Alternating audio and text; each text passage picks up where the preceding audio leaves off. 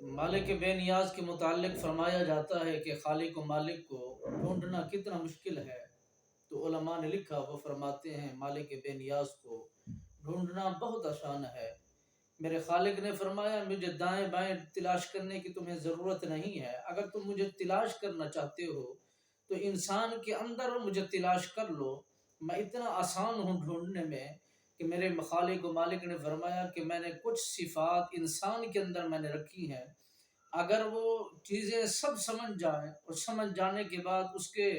اس نتائج تک پہنچ جائے تو اس کے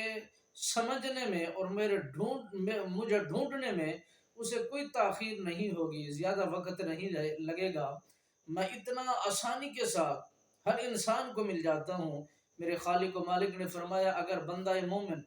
اپنے آپ کو پہچان لے، اپنی ذات کو پہچان لے، اپنے اوصاف کو پہچان لے، اپنے گریبان میں جھانک لے،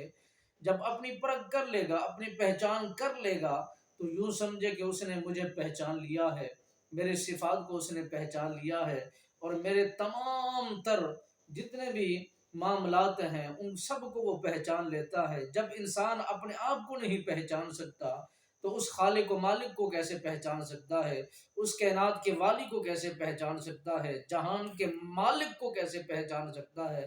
جب بندہ مومن اپنے آپ کو پہچاننے میں پورا غوطہ زنی کرتا ہے، کوشش کرتا ہے، جب انسان اپنے آپ کو پہچاننے میں مکمل عبور حاصل کر لیتا ہے، پھر خدا کی ذات اس سے جدا نہیں ہوتی۔ وہ انسان کبھی غفلت میں نہیں جاتا، کبھی اندھیرے میں نہیں رہتا، ہر وقت اجالے میں رہتا ہے، ہر وقت خوشیوں میں رہتا ہے، ہر وقت بہاروں میں رہتا ہے۔ جب انسان اپنے آپ کو پہچان لیتا ہے، کبھی اس کا فیصلہ غلط نہیں ہوتا،